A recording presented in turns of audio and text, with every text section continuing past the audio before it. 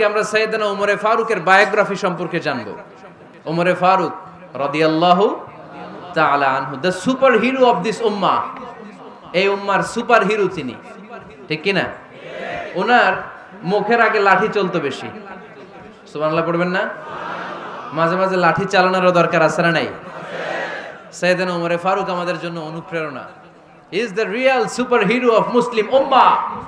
তিনি এই উম্মার রিয়েল সুপার হিরো। এজন্য ওনার জীবনী থেকে আমরা কিছু শিক্ষা নেওয়ার চেষ্টা করব ইনশাআল্লাহ। পড়েন সাইয়েদনা ওমরে ফারুক কিভাবে ইসলাম ধর্ম গ্রহণ করলেন, কিভাবে বিশ্বনবীর প্রাণের কলিজার টুকরা হলেন, এটা দিয়ে আমরা শুরু করি। আল্লাহ তাআলা সাইয়েদনা ওমরে ফারুকের হৃদয়ের মধ্যে 3টা ধাক্কা মেরেছেন, ইমানের ধাক্কা। আওয়াজ করে বলতে হবে কয়টা? জোরে বলেন তো কয়টা? 3টা ইমানি ধাক্কা। এক হচ্ছে বিশ্বনবীর দোয়ার ধাক্কা। এক কি? দোয়ার ধাক্কা। 2 হচ্ছে সূরা হাক্কা দিয়ে দিয়েছেন আল্লাহ এক ধাক্কা। সুবহানাল্লাহ পড়বেন না? 3 হচ্ছে সূরাতু তাহা দিয়ে আল্লাহ দিয়েছেন আরেকটা ধাক্কা। এই 3টা ইমানি ধাক্কা যখন সাইয়েদনা ওমরে ফারুকের হৃদয়ে লাগলো, উনি পড়তে আরম্ভ করেছেন আশহাদু আল্লা ইলাহা ইল্লাল্লাহ ওয়া আশহাদু আন্না মুহাম্মাদান আবদুহু ওয়া রাসূলুহু। চিল্লায়ে পড়েন আল্লাহু আকবার। বিশ্বনবী মক্কায় বসে বসে তাহাজ্জুদের সালাত পড়ে আল্লাহর কাছে দোয়া করলেন, আল্লাহুম্মা আইজ্জাল ইসলাম বিআহাব্বির রাজুলাইনি ইলাইক। ও আল্লাহ, 2 জন লোকের নাম বলবো, 2 জনের দরকার নেই। এই 2 জনের একজনকে আপনি ইসলামের সুশীতল ছায়া তলে এনে ইসলামকে বিজয় দান করে দেন। মুহূর্তের মধ্যে দোয়াটা কবুল করে নিয়েছে কে? বিশ্বনবী বললেন, আল্লাহ 2 জনের নাম বলবো আজকের দোয়ায়। আবি জাহাল ইবনে হিশাম, হয়তো হিশামের বেটা আবু জাহেলকে আপনি ইসলামের ভিতরে নিয়ে আসেন, কিংবা ওমর ইবনুল খাত্তাব, খাত্তাবের বেটা ওমরকে আপনি ইসলামের ছায়া তলে নিয়ে আসেন। ওমরে ফারুকের জন্য দোয়াটা কবুল করে নিয়েছে কে? মক্কার যে অবস্থা, আল্লাহর হাবিব সাল্লাল্লাহু আলাইহি ওয়াসাল্লাম বুঝলেন মক্কার এই 2 জনের একজন যদি আমার সাথে না থাকে তাহলে মক্কায় দাওয়াতি কাজ চালিয়ে যাওয়া যাবে। আল্লাহরে বললেন, আল্লাহ বেশি চাই না, এই 2 জনের একজন, হয় আবু জাহেল নয় ওমর, হয় আবু জাহেল নয় ওমর। বিশ্বনবী যখন দোয়া করলেন, এই দোয়ার একটা ইমানি ধাক্কা, নুরানি ধাক্কা সাইয়েদনা ওমরে ফারুকের হৃদয়কে স্পর্শ করে ফেলল। দোয়া ইজ লাইক এ মিসাইল।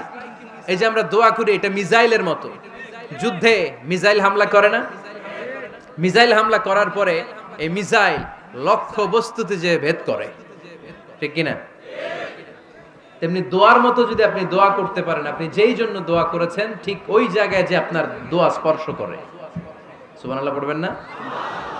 বিশ্বনবীর দোয়ার মাধ্যমে প্রথমে সাইয়েদনা ওমরে ফারুকের হৃদয়ে এক ধাক্কা লাগলো। 2 নম্বরে রব্বুল আলামিন সূরাতুল হাক্কা দিয়ে ওমরে ফারুকের হৃদয়ের মধ্যে দিলেন এক ধাক্কা। পড়েন আল্লাহু আকবার। কোরআনের ভেতরে সূরাতুল হাক্কা নামে একটা সূরা আছে না নাই? আল হাক্কাতু মাল হাক্কা ওয়া মা আদরাকা মাল হাক্কা। পড়েন আল্লাহু আকবার। বিশ্বনবী যখন দোয়া করলেন, ওই দোয়া যখন সাইয়েদনা ওমরে ফারুকের হৃদয়ে স্পর্শ করলো, সাইয়েদনা ওমরে ফারুক সব সময় বিশ্বনবীরে ফলো করতে আরম্ভ করলেন। বিশ্বনবী ডানে গেলে লুকিয়ে লুকিয়ে ওমর ফারুক ডানে যায়, বিশ্বনবী বায়ে গেলে লুকিয়ে লুকিয়ে ওমরে ফারুক বায়ে যায়। বিশ্বনবী একবার মসজিদুল হারামে যে নামাজ পড়তে শুরু করলেন, ওমরে ফারুক তখন বিশ্বনবীর পিছু পিছু ছদ্মবেশে পেছন থেকে যে বিশ্বনবী কিভাবে নামাজ পড়ে দেখতে শুরু করলেন। বিশ্বনবী ইন দা মিন টাইম এশার নামাজে আল হাক্কাতু মাল হাক্কা তেলাওয়াত শুরু করে দিলেন। আল হাক্কাতু মাল হাক্কা তেলাওয়াত শুরু করে দিলেন। তেলাওয়াত করতে করতে বিশ্বনবী যখন তেলাওয়াত করতেছে, ওমরে ফারুক এরকম দুলতেছে আর মজা পাচ্ছে। ও মিয়া, বিশ্বনবীর কণ্ঠ বুঝি আমার মতো কণ্ঠ? আপনার মতো কণ্ঠ? আহমদ বিন ইউসুফের কণ্ঠ? আব্দুল বাসিতের কণ্ঠ না? বিশ্বনবীর গলায় যে কি সুরের ঝংকার আল্লাহ দিয়েছেন, কি সুরের লহরী আল্লাহ দিয়েছেন, একবার যে শুনতো পাগল হয়ে যেত। আল্লাহু আকবার। বিশ্বনবী সূরা হাক্কা মন্ত্রমুগ্ধ তেলাওয়াতে, মন্ত্রমুগ্ধ সুর দিয়ে, মন্ত্রমুগ্ধ কণ্ঠ দিয়ে তেলাওয়াত করতে লাগলেন। এশার সালাতে ওমরে ফারুক দুলতে লাগলেন। ওমরে ফারুক যত শুনেন অবাক হয়ে যায়, যত শুনেন অবাক হয়ে যায়, যতই শুনে অবাক। কিরে? কারণ তিনি আরবি ভাষা বুঝতেন, এত সুন্দর শব্দের গাঁথনি। এত প্রাঞ্জল বর্ণনা, এত সুন্দর অন্তমিল, এটা কবিতা না হয়ে পারে না। উনি মনে মনে ভাবলেন এটা মনে হয় কবিতা, it might be poem, it could be poem. Muhammad মনে হয় কবি হয়ে গেছে, তার কাব্য প্রতিভা দিয়ে সে এটা বানিয়েছে। তা না হলে এত সুন্দর কথা এটা কবিতা না হয়ে পারে। ইন দ্য মিন টাইম বিশ্বনবী কিন্তু দেখতেছে না যে পেছনে ওমর। বিশ্বনবী তেলাওয়াত করছিলেন, ইন দ্য মিন টাইম বিশ্বনবী পড়ছিলেন ওমা হুয়া বিকাউলি শাইরিন কলিলাম মা তুমিনুন। এই আয়াতের অর্থ হলো এটা কোনো কবির কথা নয়, খুব অল্প সংখ্যক লোকই তোমরা ঈমান আনো। সুবহানাল্লাহ পড়েন। এটাকে বলে কোইনসিডেন্ট। কোইনসিডেন্ট হুট করে অনেক সময় মিলে যায়, যায় কি যায় না? আপনি একজনের কথা ভাবতেছেন, বাজারে গেলেন, বাজারে যেই দেখেন ওই লোকটা দাঁড়ায় আছে, এরকম হয় কি হয় না? কোইনসিডেন্ট। ওমরে ফারুক মনে মনে যেটা ভাবতেছে ওই কথা দিয়ে বিশ্বনবী তেলাওয়াত করতেছে, আল্লাহু আকবার। বিশ্বনবী যে আয়াত তেলাওয়াত করছিলেন, আয়াতের অর্থ হলো এটা কোনো কবির বানানো কবিতা না, খুব অল্প সংখ্যক লোকই তোমরা ঈমান আনো। ওমরে ফারুক আটকে উঠলেন, থমকে দাঁড়ালেন। ঘটনা কি? আমি মনে মনে ভাবলাম কি রে, এত সুন্দর কথা, এটা তো মানুষের কথা হতে পারে না, এটা নিশ্চয়ই কবিতা, কবির কথা। কিন্তু মুহাম্মদ এখন আবার পড়তেছে ওমা হুয়া বিকাউলি শাইর, এটা কোনো শায়েরের, কবির কথা নয়। কলিলাম মা তুমিনুন, অল্পই তোমরা ঈমান আনো। তার মানে আমার মনে যা চলে মুহাম্মদ এটা টের পায়। মুহাম্মদ গণক। নাউজুবিল্লাহ পড়বেন না? মুহাম্মদ অনেক বড় মাপের একজন গণক। মানুষের হৃদয়ে কি চলে, মনে মনে কি ভাবে, মুহাম্মদ না দেখেও বলে দিতে পারে। ইন দা মিন টাইম বিশ্বনবী পরের আয়াতে পড়লেন ওয়ালা বিকাউলি কাহিনিন কলিলাম মা তাযাক্কারুন। এই আয়াতের অর্থ হলো এটা কোনো গণকের বানানো গণনা নয়, খুব অল্প সংখ্যক লোকই তোমরা উপদেশ হিসেবে এটাকে মানো। সুবহানাল্লাহ পড়েন। এবার আর ওমরে ফারুকের সহ্য হয় না, কি আজীব তামাশা। প্রথমে মনে করলাম কবিতা, মোহাম্মদ কয় কবি না, সে কবি না, এটা কবিতা না। তারপর ভাবলাম সে গণক, সে আয়াত পরে পরে বলে দিল এটা গণনা নয়, তাহলে এটা কি? এটা কি কবিতাও না, গণনাও না, তাহলে এটা কি? বিশ্বনবী তখন বললেন তানজিলুম মির রাব্বিল আলামিন। সুবহানাল্লাহ পড়েন। পরের আয়াত ছিল তানজিলুম মির রাব্বিল আলামিন। এটা দুনিয়ার কোনো কবির বানানো কবিতা না, এটা কোনো গণকের গণনা না, এটা কোনো সাহিত্যিকের বানানো সাহিত্য নয়, এটা মহাবিশ্বের পরিচালক রব্বুল আলামিনের কাছ থেকে পাঠানো কিতাব কোরআন। সূরা হাক্কার ধাক্কায় ওমরে ফারুক কাইত। প্রথমে ধাক্কাটা লাগলো যে দোয়া। বিষ্ণুবী তাহাজ্জুদে কেঁদে দোয়া করলেন, আল্লাহ হয় আবু জাহেল রে দিবা নাইলে ওমর রে দিবা। ওই দোয়া ওমরে ফারুকের হৃদয়ে ছোঁয়া লেগেছে। এরপর হাক্কা, সূরাতুল হাক্কা দিয়ে দিলে এক ধাক্কা। এই ধাক্কা খেয়ে উথাল পাথাল হৃদয়ের মধ্যে, হায় রে এ কি বাণী, এ কেমন কথা, কে মুহাম্মদ? তারপরও শয়তানের ওয়াসওয়াসা আছে না নাই? আল্লাহ বলে যতই ওয়াসওয়াসা ওমরকে দেয়া হোক, আমি ওমরে ফারুককে এই মুসলিম উম্মাতের সেনাপতি বানিয়ে ছাড়বো, আমি সেনাপতি বানাবো। এবার 3 নাম্বার ডোজ। ডাক্তারের কাছে গেলে প্রথমে দেখবেন সিম্পল ডোজ দেয়, নরমাল ওষুধ, এটাতে কাজ না হলে ডোজ বাড়ায়, একেবারে কাজ না হলে অ্যান্টিবায়োটিক মারে, আছে না নাই? আল্লাহ প্রথমে দোয়ার ছোঁয়া লাগালেন, তারপর সূরা হাক্কা দিয়ে ধাক্কা মারলেন, এরপরে রব্বুল আলামিন বলেন এবার 3 নাম্বার ডোজ সূরা তহা দিয়ে আমি তোমার হৃদয়টারে উজালা বানায় দেব রে ওমর। শয়তান ওদিক দিয়ে ওয়াসওয়াসা, খেলা দুই দিক থেকে চলতেছে। আল্লাহ তাআলা হেদায়েতের রাস্তায় টানছে, শয়তান জাহান্নামের দিকে টানছে। ঘোষণা দেয়া হলো মক্কায়, মুহাম্মদের মাথা কেটে এনে দিলে এত এত স্বর্ণ মুদ্রা দেয়া হবে। ওমরে ফারুক রাজি হয়ে গেলেন, নাঙ্গা তলোয়ার নিয়ে বিশ্বনবীর মাথা কাটার জন্য ছুটলেন। নাউজুবিল্লাহ পড়বেন না? বনু জাহরা গোত্রের এক লোক বলে, আইনা ইয়া ওমর, কই যাও? মুহাম্মদের মাথা কাটতে যাই। আরে মুহাম্মদের মাথা কাটতে যাও? তোমার বোন ফাতিমা বিনতে খাত্তাব আর তোমার বোন জামাই সাঈদ কদ সাবা, এরা তো ধর্ম ত্যাগ করে ফেলছে, এটা তো আমাদের ধর্ম ত্যাগ করে মুহাম্মদের ফলোয়ার হয়ে গেছে। আগে ওমর ঘর সামলাও, পরে মুহাম্মদের মাথা কাটতে যেও। ওমরে ফারুক অবাক হয়ে গেলেন, তলোয়ার নিয়ে বিশ্বনবীর দিকে না যে নিজের বাড়ির দিকে চলে গেলেন। বিশ্বনবীর আপন বোন ফাতিমা বিনতে খাত্তাব, বোন জামাই সাঈদ আর খাব্বাব রাদিয়াল্লাহু তাআলা আনহু, তিনজন মিলে সূরা তহা তেলাওয়াত করছিলেন। পড়েন সুবহানাল্লাহ। মক্কায় লুকিয়ে লুকিয়ে দাওয়াত হতো। খাব্বাব রাদিয়াল্লাহু তাআলা আনহু একটা চামড়ার ফলকের মধ্যে সূরা তহার কয়েকটা আয়াত এনে ওমরে ফারুকের বোন আর বোন জামাইকে শিক্ষা দিচ্ছে, ট্রেনিং দিচ্ছে। সুবহানাল্লাহ পড়েন। লুকিয়ে লুকিয়ে ওমরে ফারুক যখন ঘরে চলে আসলেন, এরা তটস্থ হয়ে গেল। সাইয়েদনা খাব্বাব বিছানার তলায় লুকিয়ে গেলেন। ওমরে ফারুক বললেন, দরজা খোলো। ফাতেমা বিনতে খাত্তাব দরজা খোলার পরে নির্মম ভাবে সাইয়েদনা ওমর রাদিয়াল্লাহু তাআলা আনহু বোনের গায়ে আঘাত শুরু করে দিল। বোন জামাইকে আহত করতে শুরু করলো আর বলতে শুরু করলো, তোরা পাগল হলি কেন? কি আছে ওই মুহাম্মাদের মধ্যে? কি জাদু নিয়ে এসেছে? সে যাই বলে লোকজন পাগল হয়ে যায়, সবাই তার উপর কালিমা পড়ে ঈমান এনে ফেলে। কি এমন জিনিস তোদের কাছে আছে যেটা দেখে মুহাম্মদকে তোরা ভালোবাসলি? কি আছে? কি পড়তেছিলি আমারে দেখা। ফাতেমা বলে, ইন্নাকা রিজসুন লা ইয়ামাসসুহু ইল্লাল মুতাহহারুন। ও আমার ভাই ওমর, তুমি নাপাক। তুমি কি? লা ইয়ামাসসুহু ইল্লাল মুতাহহারুন, পবিত্রতা অর্জন না করে এই কোরআন ধরা যায় না। সুবহানাল্লাহ পড়েন। ওমরে ফারুক গোসল করে আসলেন, কারণ ধাক্কা তো আগে কয়েকটা খাইছে। কথা বুঝেন নাই বোধহয়। প্রথমে দোয়ার ধাক্কা, পরে কোন সূরা দিয়ে ধাক্কা? হাক্কা দিয়ে ধাক্কা। 3 নম্বরে এখন আরেকটা ধাক্কা খাবে। গোসল করে আসলেন। ফাতেমা বিনতে খাত্তাব বললেন, গোসল যখন করে এসেছেন, এই নেন। ওমরে ফারুক এবার চামড়ার কাপড়ের মধ্যে সূরা তহার প্রথম আয়াতের দিকে নজর করলেন। নজর করেই কোরআনের প্রেমে পড়ে গেলেন। পড়েন সুবহানাল্লাহ।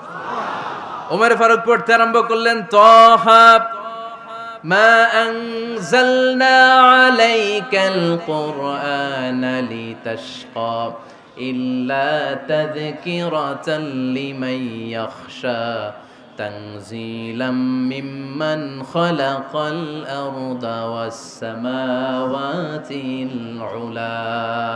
সুবহানাল্লাহ পড়েন। উনি পড়তে আরম্ভ করলেন, তহা মা আনজালনা আলাইকাল কুরআনা লিতাশকা, এই কোরআনকে আমি তোমাদের হতভাগ্য জাতি হিসেবে দুনিয়ায় থাকার জন্য পাঠাই নাই। এটা রব্বুল আলামিনের পক্ষ থেকে এসেছে। যারা রবকে ভয় করে তাদের জন্য আছে উপদেশ। যিনি আকাশ বানিয়েছেন, জমিন বানিয়েছেন, ওই আল্লাহ তাআলা নিজেই এই কোরআন পাঠিয়েছে। আওয়াজ করে পড়তে হবে, আল্লাহু আকবার।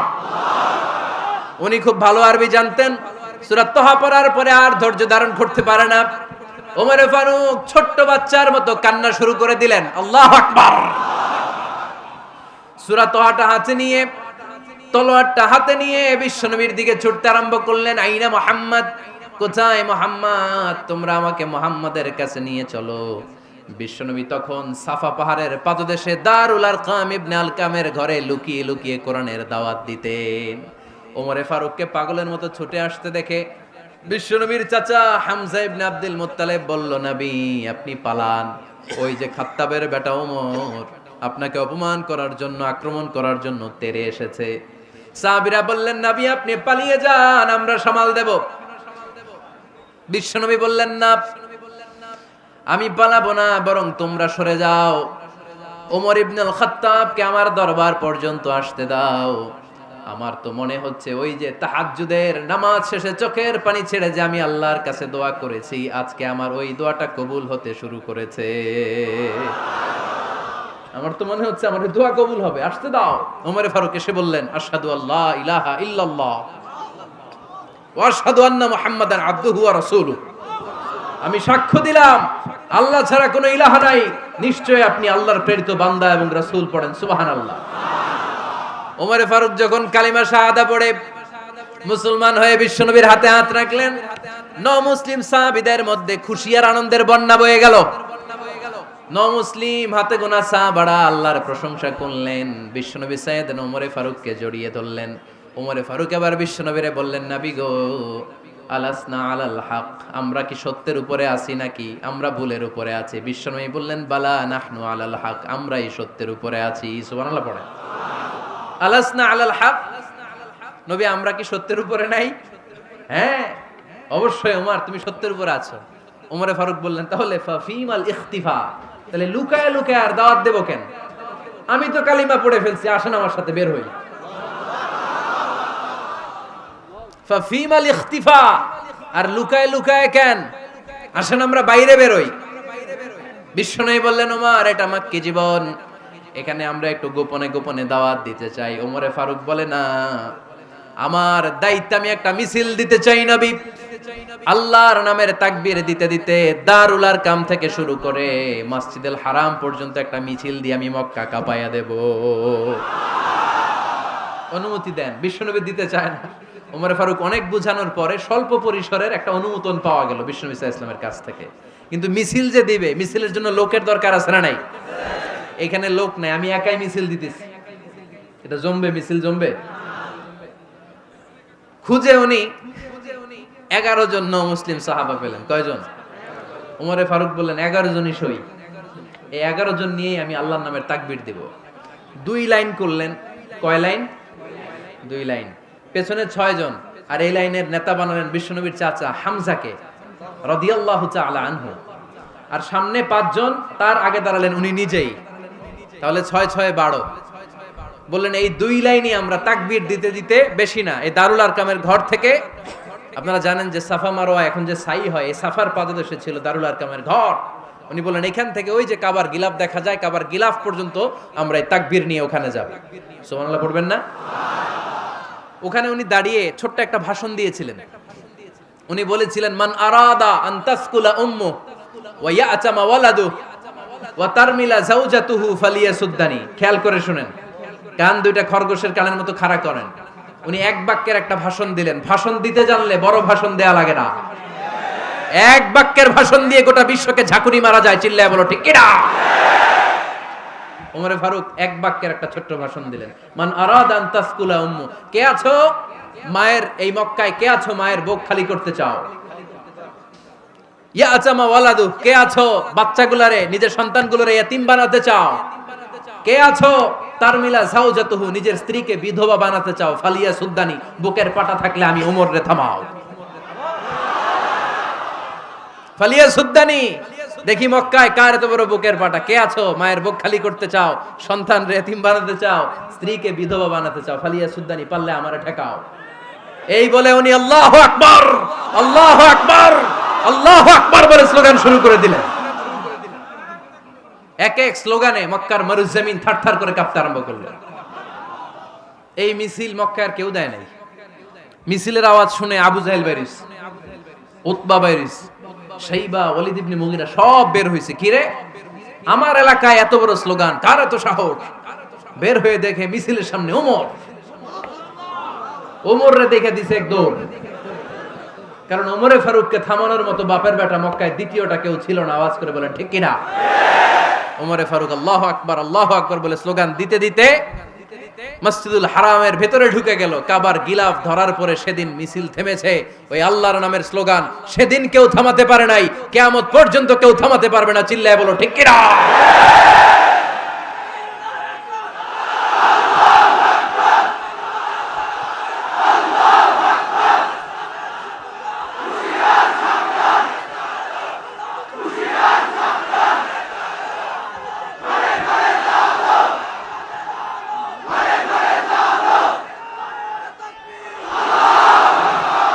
ওই রকম একটা ওমরের দরকার, আমাদের বেশি চাই না। জোরে বলেন ঠিক কিনা? দাও খোদা দাও আমায় আবার ওমর দারাজ দিল, দাও খোদা দাও আমায় আবার ওমর দারাজ দিল, দাও আলীর মতো বীর সেনানি, আলীর মতো বীর সেনানি জাগাতে নিখিল, দাও খোদা দাও আমায় আবার ওমর দারাজ দিল। সুবহানাল্লাহ পড়েন। একটা ওমর লাগবে। চিল্লায় বলেন কয়টা? ওই ওমরের অপেক্ষায় বাংলাদেশ সহ গোটা মুসলিম উম্মাহ। ঠিক কি না? একটা ওমরই যথেষ্ট। আমাদের সেন্ট্রাল লিডারশিপ নাই তো, আমাদেরকে এদিকে লাথি মারলে আমরা ওইদিকে যাই, ওদিক থেকে গুতা মারলে আমরা এদিকে যাই। আমাদের রিপ্রেজেন্টেটিভ, আমাদের প্রতিনিধিত্ব করার মতো কোনো কেন্দ্রীয় লিডারশিপ নেতৃবৃন্দ গোটা বিশ্বে নাই। ঠিক কি না? আমরা সেই ওমরে ফারুকের অপেক্ষায়, আমরা সেই ইমাম আল মাহদির অপেক্ষায়। এই ওমরে ফারুক আমাদের মডেল। ঠিক কি না? থার্ড ইন পজিশন, এই পুরা উম্মতের মধ্যে ওনার পজিশন নাম্বার 3। 1 নাম্বার পজিশন বিশ্বনবীর, কার? 2 নাম্বার পজিশন কার? আবু বকর। 3 নাম্বার পজিশন কার? ওমরে ফারুকের। বিশ্বনবী বলতেন লা নবিয়্যা বা'দি, লা নবিয়্যা বা'দি, আমার পরে কোনো নবী নাই। ওয়ালা রাসূলা, আমার পরে কোনো রাসূলও নাই। আমার নবীর পরে আর কোনো নবী আছে? আমার নবীর পরে আর কোনো রাসূল আছে? এই যে কাদিয়ানি যে একটা সম্প্রদায় আছে, এরা কি মুসলিম নাকি অমুসলিম? মুসলিম সম্প্রদায়ের সাথে এদের কোনো সম্পর্ক নাই। চিল্লা বলেন ঠিক কি না? এরা যদি মুসলমান হতে চায়, আমার নবী দ্য লাস্ট মেসেঞ্জার বিশ্বনবীকে খাতামুন নবী হিসেবে সংবাদ সম্মেলন করে গোটা বিশ্বকে জানাই দিতে হবে, তারপরে তাদেরকে আমরা মুসলিম হিসেবে স্বীকৃতি দিব। চিল্লায় বলেন ঠিক কি না? তা না হলে তারা কোন ধর্মের এটাকে জানাই দিতে হবে। No inferiority complex, no identity crisis. Identity ক্রাইসিসে থাকা যাবে না। আপনারা কোন ধর্মের এটা জানায় দেন। আপনারা বিশ্বনবীরও শেষ নবী মানবেন না, আবার মুসলিম বলেও নিজেদেরকে ট্যাগ লাগাতে চাইবেন। সাধারণ মুসলমানরা এটা এই ধোঁকাবাজি মানে না। চিল্লায় বলেন ঠিক কি না? আমার নবীর পরে কোনো নবী নাই, আমার রাসূলের পরে কোনো রাসূল নাই। ঠিক কি না? আল্লাহর হাবিব বলতেন লাউ কানা বা'দি নাবিয়্যুন লাকানা উমর, তবে আমার পরে যদি নবী হওয়ার যোগ্যতা কারো থাকে, আমার ওমরের ওই যোগ্যতা আছে। সুবহানাল্লাহ পড়েন। প্রভু তুমি বলেছ রাসূল দেবে না, বলনি দেবে না ওমর, বলনি দেবে না হামজা তারি, খালিদ বিজয় সমর। প্রভু তুমি বলেছ রাসূল দেবে না, বলনি দেবে না ওমর, বলনি দেবে না হামজা তারি, খালিদ বিজয় সমর। প্রভু তুমি বলেছ রাসূল দেবে না। সুবহানাল্লাহ পড়েন। এজন্য আমরা একটা ওমর চাই। কয়টা? বেশি লাগবে? নেতার মতো নেতা কয়টা লাগে? জোরে বলেন কয়টা? Enough, that's enough. Omar Farooq our super hero. ওনার সাথে বিশ্বনবী সাল্লাল্লাহু আলাইহি ওয়াসাল্লামের মুসাহারার সম্পর্ক ছিল। ওমরে ফারুক যে বিশ্বনবীর শ্বশুর, এটা অনেকে জানেই না। ওমরে ফারুক রাদিয়াল্লাহু তাআলা আনহু বিশ্বনবীর শ্বশুর ছিলেন। এটা আজকে নতুন শুনছেন। কে কে হাত তোলেন? দেখছেন হুজুর? সঠিক বলছি না আমি? অনেকে আমরা জানি না। মাশাআল্লাহ, জানতে লজ্জা নাই, শিখতে লজ্জা নাই। লজ্জা হচ্ছে অজ্ঞতায় আর মূর্খতায়। ঠিক কি না? আমরা শিখতে রাজি আছি। যে কথা বলে আমরা তার ছাত্র। আমার আগে হুজুর কথা বলতেছিলেন, আমরা ছিলাম ছাত্র। এখন আমি কথা বলতেছি, এখন আমরা সবাই হয়ে গেছি ছাত্র। ঠিক কি না? যিনি বলেন তিনি শিক্ষক, বাকিরা আমরা ছাত্র। ঠিক কি না? 4 খলিফার 2 খলিফা, ইসলামের 4 খলিফার 2 খলিফা বিশ্বনবীর মেয়ের জামাই, আর বাকি 2 খলিফা বিশ্বনবীর শ্বশুর। সুবহানাল্লাহ পড়েন। সাইয়েদনা আলী রাদিয়াল্লাহু তাআলা আনহু, সাইয়েদনা উসমান যুন-নূরাইন বিশ্বনবীর মেয়ের জামাই। উসমান রাদিয়াল্লাহু তাআলা আনহুর কাছে বিশ্বনবী 2 মেয়েকে বিয়ে দিয়েছিলেন। একজন মারা যাওয়ার পরে আরেকজন। বিশ্বনবী বলেছেন এরপরে আরেকটা থাকলে ওইটারও বিয়ে দিতাম। সুবহানাল্লাহ পড়বেন না? 2 জন ছিল মেয়ের জামাই আর 2 জন ছিল শ্বশুর। সাইয়েদনা আবু বকর শ্বশুর, বিশ্বনবীর স্ত্রী আম্মাজান আয়েশা রাদিয়াল্লাহু তাআলা আনহার বাবা। বিশ্বনবীর স্ত্রী আম্মাজান হাফসা রাদিয়াল্লাহু তাআলা আনহার বাবা ছিল সাইয়েদনা ওমর ফারুক। চিল্লায় পড়েন আল্লাহু আকবার। জানো তো না পজিশন না? সাইয়্যিদু কুহুলিল জান্নাহ, জান্নাতে যত নারীরা যাবে, নারীদের সর্দারিনী হবে সাইয়্যিদাতুনা ফাতেমা রাদিয়াল্লাহু তাআলা আনহা। এই ফরিদপুরের যত ইয়াং স্টারেরা তোমরা যারা জান্নাতে যাবে, তোমাদের লিডার হবে সাইয়েদনা হাসান আর হুসাইন রাদিয়াল্লাহু তাআলা আনহুমা। আর বয়স্ক মুরব্বীরা যারা জান্নাতে ঢুকবেন, আপনাদের লিডার হবে সাইয়েদনা আবু বকর আর সাইয়েদনা ওমর ফারুক রাদিয়াল্লাহু তাআলা আনহু। সুবহানাল্লাহ পড়তে পারলেন না? ওমর ফারুক এটা সাধারণ কোনো ক্যারেক্টারিস্টিক্স নয়। ওনাকে আল্লাহ তাআলা নলেজও দিয়েছেন, আবার দিনদারিও দিয়েছেন। আমার দিনী ভাইয়েরা খেয়াল রাখবেন, কোনো আলেমের মধ্যে বা কোনো নেতার মধ্যে যদি এই দুইটার সমন্বয় আপনি পান, যে তার জ্ঞানও আছে আবার দিনদারিও আছে, he belongs the knowledge and he belongs the তাকওয়া, সে গোটা বিশ্বকে জয় করে ফেলবে। ঠিক কি না? যার মধ্যে জ্ঞান আছে, যার মধ্যে তাকওয়া আছে, তারে কেউ থামায় রাখতে পারে? ওমরে ফারুককে এই 2 নেয়ামত দিয়ে ধন্য করেছে কে? সহিহ বুখারীর বর্ণনা, বিশ্বনবী সাহাবীদের সামনে একটা স্বপ্নের কথা বলছেন। বিশ্বনবী বললেন, আমি স্বপ্নে দেখলাম আমার আঙ্গুলের ফাঁকা থেকে দুধ বের হচ্ছে, আমি তৃপ্তি সহকারে দুধ খেলাম। খাওয়ার পরে দেখলাম আঙ্গুলের মধ্যে একটু দুধ লেগে আছে। আমার আঙ্গুলে অতিরিক্ত লেগে থাকা দুধটা আমি ওমরে ফারুকের মুখের মধ্যে লাগিয়ে দিলাম। সাহাবারা বললেন, ইয়া রাসূলুল্লাহ, ইয়া হাবিবাল্লাহ, মাযা আওয়ালতা বিহি, এই স্বপ্নের আপনি কি ব্যাখ্যা করলেন, আমরা তো বুঝলাম না। বিশ্বনবী বললেন, আওয়ালতু বিহি আল ইলম, আমি এই দুধ দিয়ে জ্ঞানের ব্যাখ্যা করেছি, কারণ ওমরকে আল্লাহ যেই জ্ঞান দিয়েছে গোটা বিশ্বের কাউকে এত জ্ঞান দেয় না। এজন্য স্বপ্নে যদি কেউ দেখেন যে আপনি দুধ খাচ্ছেন, তার মানে আল্লাহ তাআলা আপনার জ্ঞান বাড়ায় দিবে। ওমরে ফারুককে দুধ খেয়ে অতিরিক্ত দুধের অংশটা বিশ্বনবী আবু বকর রাদিয়াল্লাহু তাআলা আনহুর মুখে দেন নাই, সাইয়েদনা উসমানের মুখে দেন নাই, আলী রাদিয়াল্লাহু তাআলা আনহুর মুখে দেন নাই। স্বপ্নে ওই অতিরিক্ত লেগে থাকা দুধটা বিশ্বনবী ওমরে ফারুকের ঠোঁটের মধ্যে লাগিয়ে দিয়েছেন।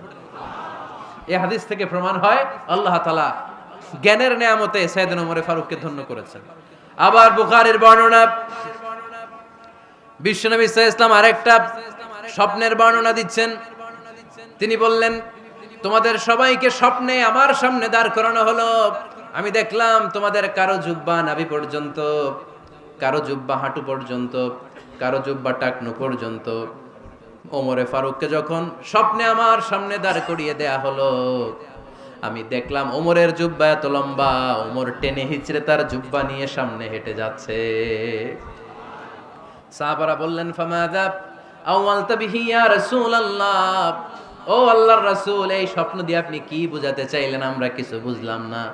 বিশ্বনবী বললেন, আউয়ালতু বিহি আদ-দীন, আমি এই হাদিসের দ্বারা দ্বীনের ব্যাখ্যা করলাম, যার জামা যত লম্বা তার দ্বীনদারি তত বেশি। সুবহানাল্লাহ, আসতে পড়েন। স্বপ্নে দেখলেন কোন সাহাবীর জুব্বা নাভি, কোন সাহাবীরটা হাঁটু, কারোটা টাকনু, কিন্তু ওমরে ফারুকের জুব্বা এত লম্বা, ইয়াজুরু থাওবাহু, তিনি তার জুব্বা টেনে হিচড়ে যাচ্ছেন। বিশ্বনবী বললেন, এটা দ্বারা আমি দ্বীন, আমি তাকওয়া, দ্বীনদারি, তাকওয়া, এটার ব্যাখ্যা করেছি। তার মানে ওমরে ফারুকের তাকওয়ার সামনে সব তাকওয়া পানি হয়ে যাবে। কোন সুবহানাল্লাহ।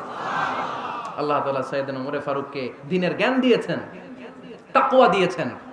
যুবক ভাইরা, যাকে আল্লাহ তাআলা দ্বীনের জ্ঞান দেয়, যাকে আল্লাহ তাআলা তাকওয়ার এই গুণ দিয়ে সমৃদ্ধ করে, তার জন্য গোটা বিশ্বের সব দরজাগুলোকে ওপেন করে দেয় কে?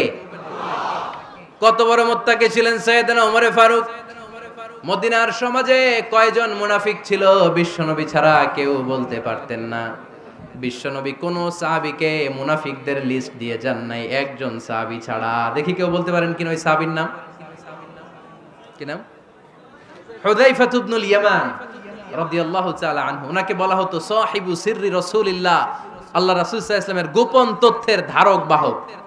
সুবহানাল্লাহ পড়বেন না? বিশ্বনবী ইন্তেকালের আগে মদিনার সমাজে মোট কয়জন মুনাফিক আছে, এই তথ্য আবু বকরকে বলেন নাই, ওমর রাদিয়াল্লাহু তাআলা আনহুকে বলেন নাই, উসমান রাদিয়াল্লাহু তাআলা আনহু, আলী রাদিয়াল্লাহু তাআলা আনহু, আশারাতুল মুবাশশিরিনা বিল জান্নাহ কোন সাহাবীকে বলেন নাই। শুধুমাত্র কেবলমাত্র একমাত্র হুযায়ফা ইবনুল ইয়ামান রাদিয়াল্লাহু তাআলা আনহুর কাছে মুনাফিকদের লিস্টে বিশ্বনবী দিয়ে গিয়েছেন। সুবহানাল্লাহ পড়েন। মদিনায় কারা কারা মুনাফিক কেউ জানতো না হুযায়ফা ছাড়া। কে ছাড়া? নামটা আজকে মুখস্থ করেন, যাতে অন্য কোনো ওয়াজে কেউ জিজ্ঞেস করলে বলতে পারেন। মুনাফিকদের লিস্ট যে সাহাবীর কাছে বিশ্বনবী দিয়ে গিয়েছিলেন, সাহাবীর নাম কি? নাম? নামটা কেমন লাগে? ভাল লাগে? অনেকে আমারে জিজ্ঞেস করে, হুজুর আমার ছেলে হবে আগামী মাসে, একটা নাম দেন। নাম দিয়ে দিলাম হুযায়ফা। যাদের হবে ছেলে, এলাকায় যাদের নেক্সট কয়েক মাসে ছেলে হবে, খালি হুযায়ফা চলবে। কি চলবে? ভাল লাগে? নামটা ভাল লাগে? রাইখেন, অনেক সুন্দর নাম। উনি জানতেন মুনাফিক কারা। দেখেন ওমরে ফারুকের তাকওয়ার লেভেলটা কত হাই। ওমরে ফারুক একদিন হুযায়ফা রাদিয়াল্লাহু তাআলা আনহুর কাছে গেলেন, যে বললেন, হুযায়ফা, বিশ্বনবী ইন্তেকালের আগে মুনাফিকদের নামের লিস্টটা কারো কাছে দেয় নাই, আমার জানা নাই, সাইয়েদনা আবু বকরের জানা নাই, কোন সাহাবীর জানা নাই, তুমি ছাড়া। আমি তোমার কাছে জানতে চাই, আমি ওমরের নামটা ওই মুনাফিকদের খাতায় আছে কিনা আমার একটু বলো।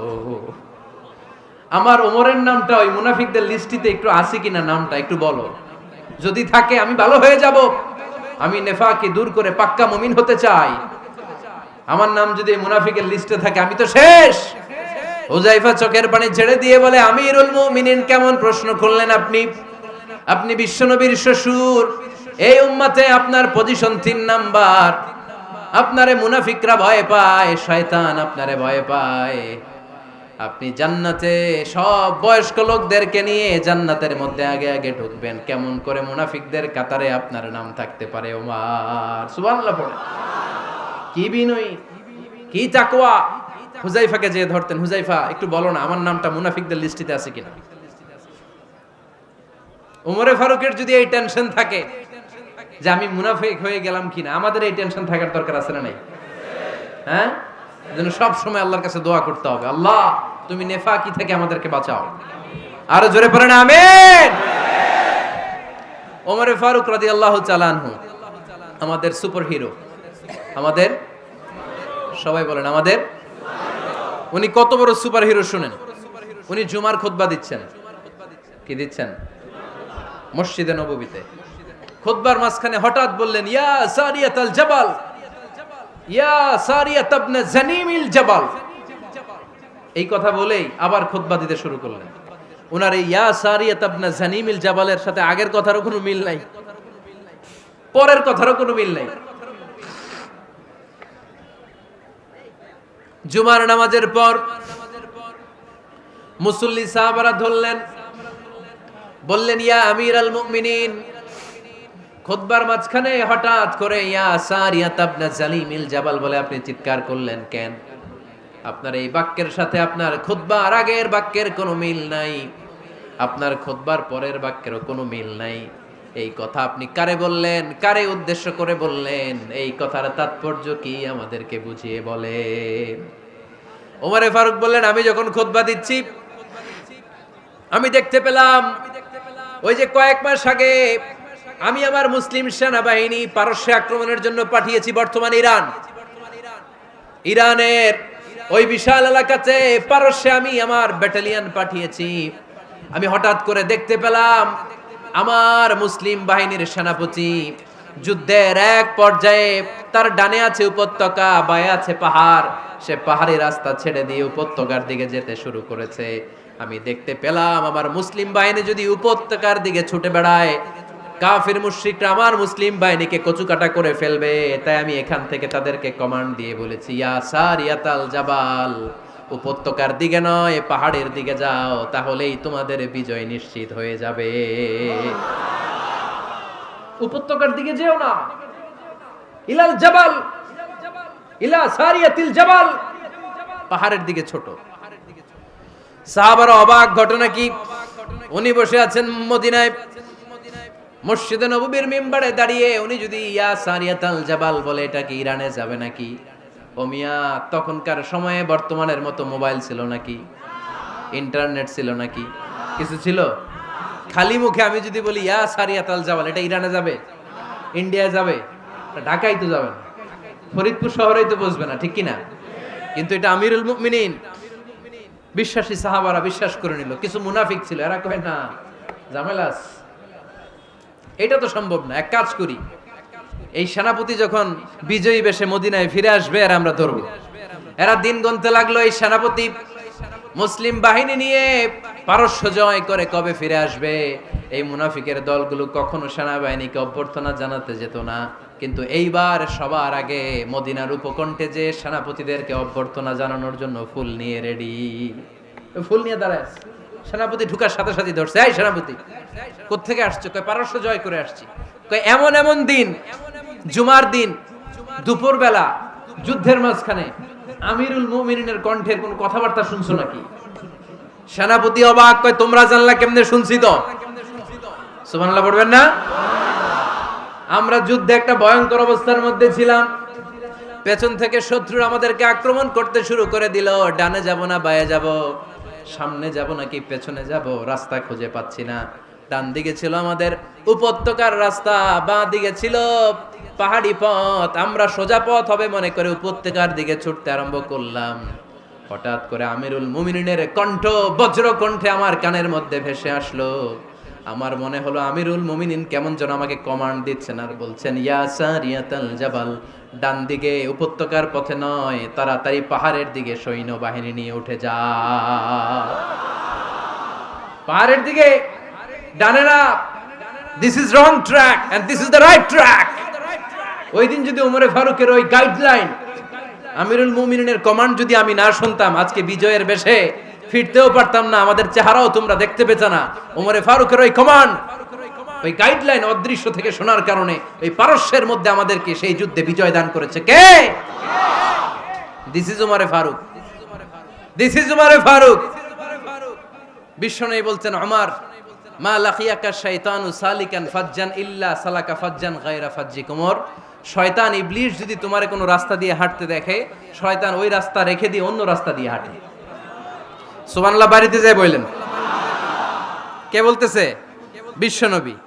কার ব্যাপারে? ওমরে ফারুকের ব্যাপারে। শয়তান যদি দেখে যে ওমরে ফারুক এই রাস্তা দিয়ে হাঁটতেছে, শয়তান ওই রাস্তা রেখে দিয়ে অন্য রাস্তা দিয়ে হাঁটে। সুবহানাল্লাহ পড়েন। রাত্রিবেলা আমরা আমাদের বাচ্চা ছেলে মেয়েদেরকে যখন খাওয়াই, বাচ্চারা খেতে চায় না, এরকম হয় আপনাদের ফরিদপুর এলাকায়? হ্যাঁ, এই এলাকায় হয় নাকি? খেতে চায় না বাচ্চারা, এই চকলেট দেখায়া, এই মিনা কার্টুন দেখায়া, এইটা সেইটা, এগুলো সেগুলো বলে, গল্প টল্প বলে ভুলায়া খাওয়ানো লাগে, তাই না? তারপরও খায় না। আমারও ছোট মেয়ে আছে, খেতে চায় না, এইটা সেইটা এমনি সেমনি খাওয়ানো লাগে। তো শেষে না পেরে মা বাবা বলতে বাধ্য হয়, ওই যে ভূত আসতেছে, ভূত, তাড়াতাড়ি তাড়াতাড়ি খাও, নাহলে যে ভূত ধরবে তোমারে। ওই যে বাঘ আসতেছে, বাঘ, তাড়াতাড়ি খাইলে নাহলে বাঘে কামড়াবে। বলি না আমরা? আপনারা কি বলেন? ভূত। আর কি বলেন? হ্যাঁ হ্যাঁ, আচ্ছা, এক এক জায়গায় এক একটা আমরা বলি, ভূত আসবে, বাঘ খাবে, ভাল্লুক খাবে, তাড়াতাড়ি খাও। মদিনাতে যখন ওমরে ফারুক আমিরুল মুমিনিন, মদিনার মায়েরাও বাচ্চাদেরকে খাওয়াতে পারতো না, ছোট্ট মেয়েদেরকে খাওয়াতে পারতো না, খাওয়া নিয়ে যন্ত্রণা করতো। বাচ্চারা যখন মদিনায় খেতে চাইতো না রাত্রিবেলায়, মদিনার মায়েরা বলতো, তাড়াতাড়ি খাও, হা হুয়া ইয়াতি উমর, হা হুয়া ইয়াতি উমর, তাড়াতাড়ি খা, নাইলে ওই যে ওমর আসতেছে, Omar. This is our super hero সাইয়েদনা ওমর ফারুক রাদিয়াল্লাহু তাআলা। শুধু শয়তানই ভয় পেত না, মুনাফিকরাও ভয় পেত, জমের মতো ভয়। শুধু তাই না, আমাদের আম্মাজান বিষ্ণু ইসা ইসলামের স্ত্রীরাও ওমরে ফারুককে ভয় পেতেন। সুবহানাল্লাহ কইবেন না? মাঝে মাঝে বিষ্ণু ইসা ইসলামের সাথে আম্মাজান আয়েশার ঝগড়া হতো, হতো না? আপনাদের ফ্যামিলিতে ঝগড়া হয়? হয় না? হয় না? কার কার দেখি? ওরে আল্লাহ, অনেক আল্লাহর ওলি আছে তো এই জায়গায়। ঝগড়া হয় না? কি কথা কয়, ঝগড়া হয় না বলে? বিশ্বনবীর ফ্যামিলিতে ঝগড়া হয়, আপনার ফ্যামিলিতে হয় না? মিষ্টি ঝগড়া। আর ও বিয়েই করে নাই।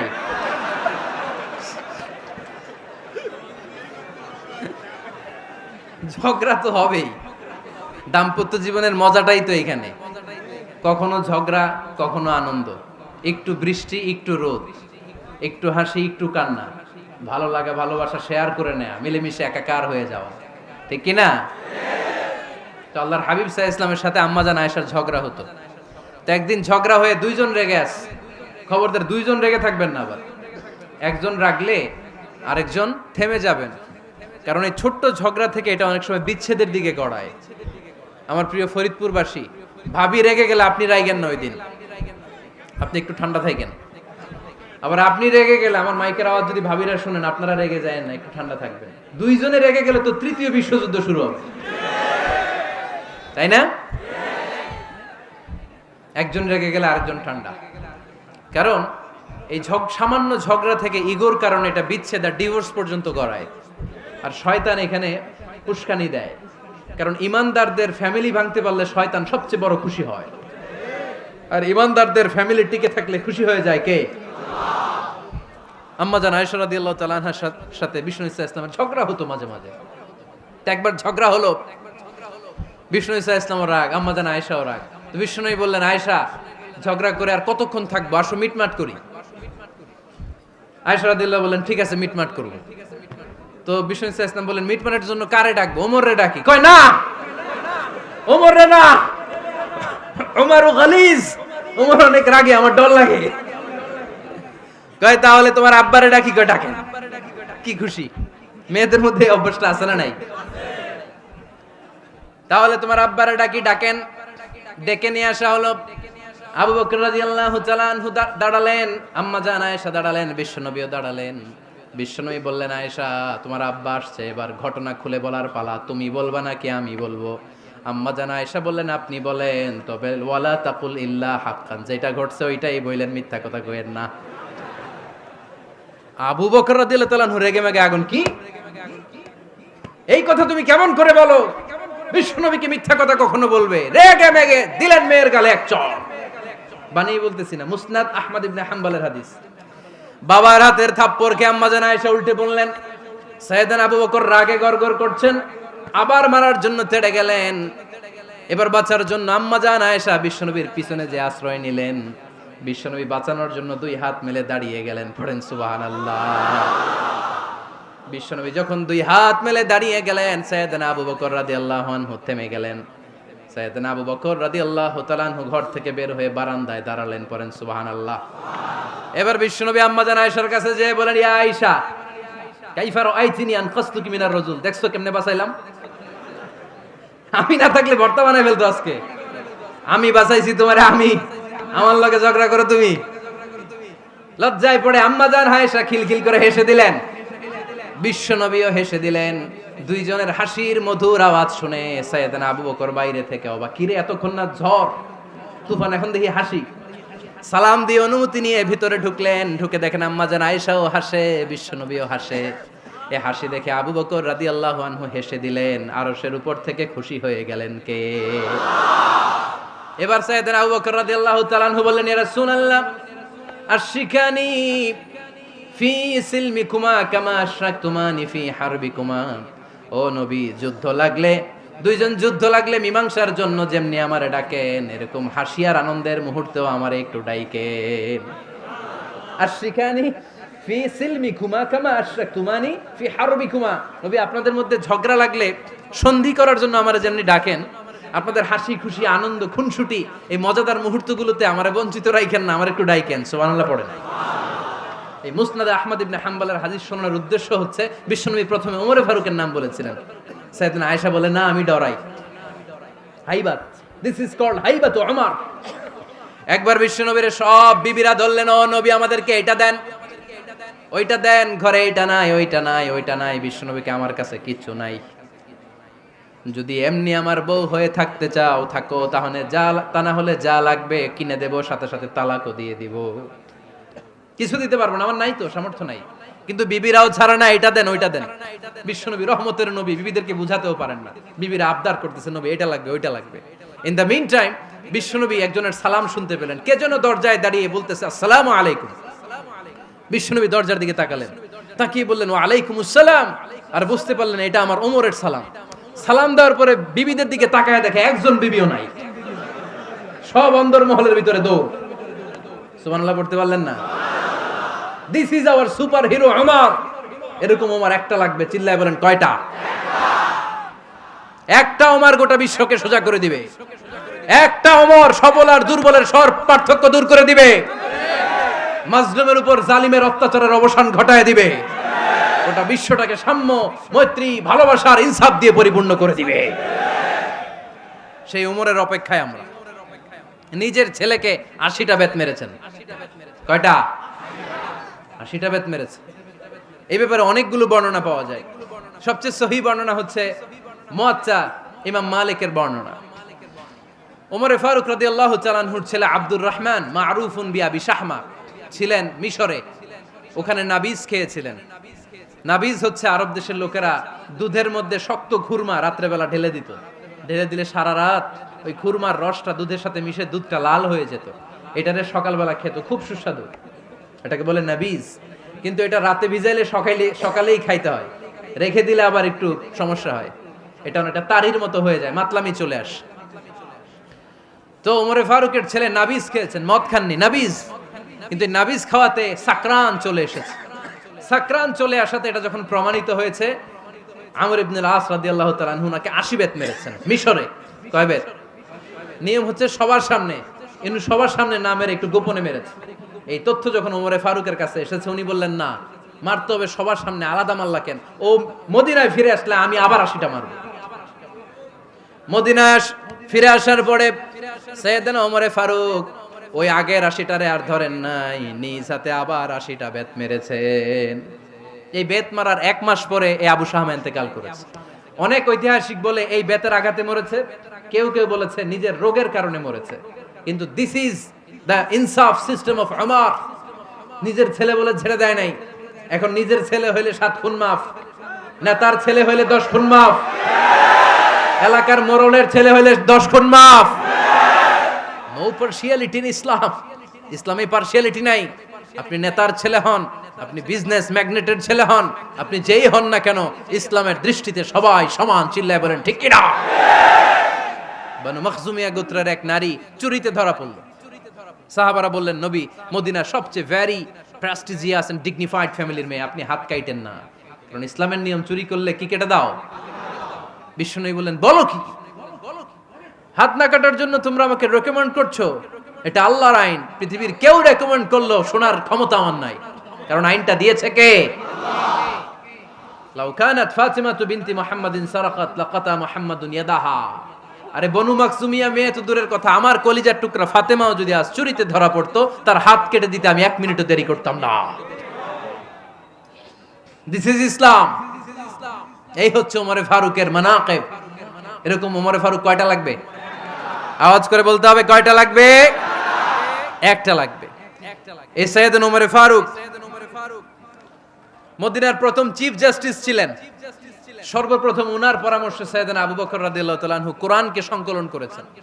আমরা এই যে কোরআন পড়ি 30 পারা, এমদাদিয়া লাইব্রেরির 114টা সূরা, কত সুন্দর সন্নিবেশ করা হয়েছে, এখানে সাজানো হয়েছে। আল্লাহর হাবিব সাল্লাল্লাহু আলাইহি ওয়াসাল্লামের সময় কি এরকম কোরআন ছিল নাকি? ছিল না। খেজুর পাতার মধ্যে, গাছের বাকলের মধ্যে, ওটের বড় হাড্ডির মধ্যে আর পাথরের মধ্যে খোদাই করা কোরআন ছিল। সাইয়েদনা আবু বকরের সময় রাদিয়াল্লাহু তাআলা আনহুর সময় যুদ্ধ হলো, 70 জন হাফেজ সাহাবী ইন্তেকাল করলেন। সাইয়েদনা আবু বকর রাদিয়াল্লাহু তাআলা আনহুকে ডেকে ওমরে ফারুক বললেন, ও আবু বকর, এইভাবে হাফেজে কোরআন সাহাবীরা যদি দুনিয়া থেকে বিদায় হয়ে যায়, আল্লাহর কোরআনও তো বিদায় হয়ে যাবে। আমার পরামর্শ হলো আপনি সব বয়োজ্যেষ্ঠ সাহাবীদেরকে একসাথে করে কোরআনের সব কাগজগুলোকে একসাথে করে একটা নির্ধারিত কপির মধ্যে কোরআনকে সংকলন করে ফেলেন। সাইয়েদনা আবু বকর বললেন, যেটা আমার নবী করে না, এটা আমি কেমনে করি? কিন্তু ওমরে ফারুক নাছরবান্দা বলে না, এটা করলে কোনো খারাপ হবে না, ভালোই হবে। মুসলিম উম্মার জন্য এক জায়গায় কোরআন সন্নিবেশিত থাকবে, আপনি করেন। সাইয়েদনা আবু বকর রাজি হয় না, ওমরে ফারুকও ছাড়ে না। ওমরে ফারুক বলতে বলতে বলতে বলতে এমন ভাবে সাইয়েদনা আবু বকর রাদিয়াল্লাহু তাআলা আনহুকে ধরলেন, সব শেষে সাইয়েদনা আবু বকর ওমরে ফারুকের কথায় কোরআন সংকলনে রাজি হয়ে গেলেন। পড়েন সুবহানাল্লাহ। উনি বললেন, ওমর যখন আমাকে বারবার বুঝাতে লাগলো, আল্লাহ তাআলা আমার হৃদয়টা ওমরের কথা শোনার জন্য খুলে দিলেন। আল্লাহ তাআলা কেমন যেন আমাকে ইলহাম করলেন, আবু বকর করো, এই কাজের মধ্য দিয়ে আমি আমার কোরআনকে গোটা বিশ্বে জীবিত রেখে দেব। This is Umar. এই যে আমরা হিজরি সনের যে আমরা গণনা করি, এই হিজরি সনের প্রবর্তক হচ্ছে সাইয়েদনা ওমরে ফারুক। সুবহানাল্লাহ নাই? আপনাদের মনোযোগ আছে না গেছে? কই ঘুমায় গেলেন মনে হয়? তাকবীর দেন তো একজন আওয়াজ করে।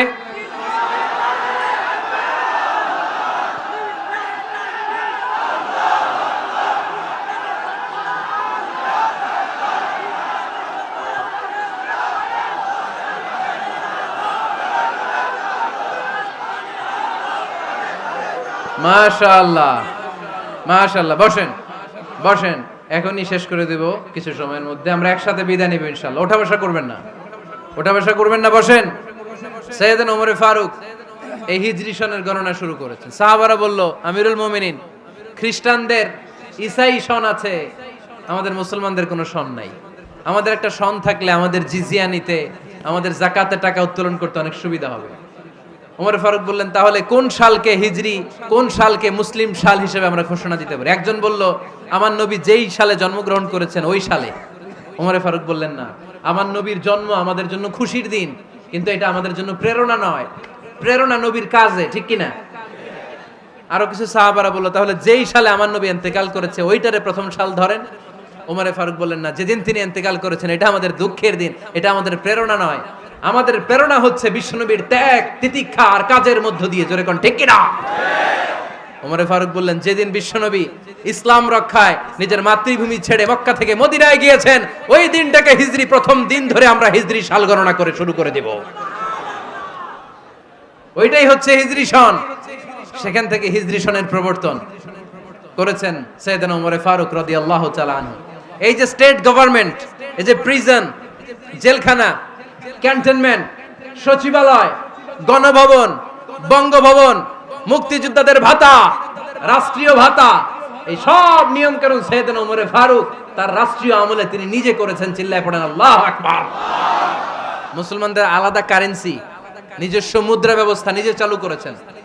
সৈনিকদের মধ্যে যারা বিবাহিত, প্রতি 6 মাস অন্তর অন্তর 1 মাসের ছুটি কাটাতে তারা ফিরে আসবে, সাইয়েদনা ওমর ফারুক চালু করেছেন।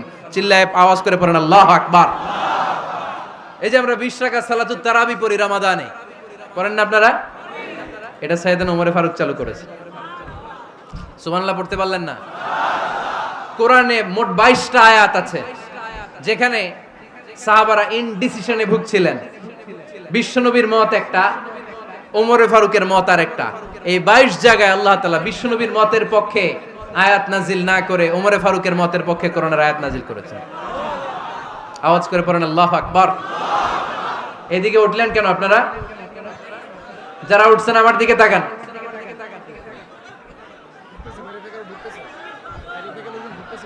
কিছু ভিতরে ঢুকতেছে, কিছু বাইরেতেছে না?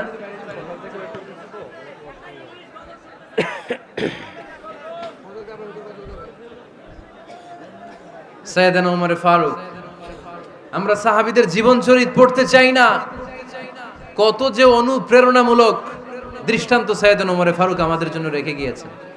ওমর ফারুক যখন খলিফা, দিনের বেলায় যদি রাষ্ট্রে কোনো নিয়ম জারি করতেন, দিনের বেলায় জনগণকে কোনো বিষয়ে যদি নিষেধ করতেন, রাত্রে বেলায় খাওয়ার সময় ফ্যামিলি মেম্বারদের সবাইকে বলতেন, এই দিনের বেলা আমি জনগণকে এই কাজ করতে নিষেধ করেছি, তোমরা আমার ফ্যামিলি মেম্বার, খবরদার তোমরা এই কাজ করো না।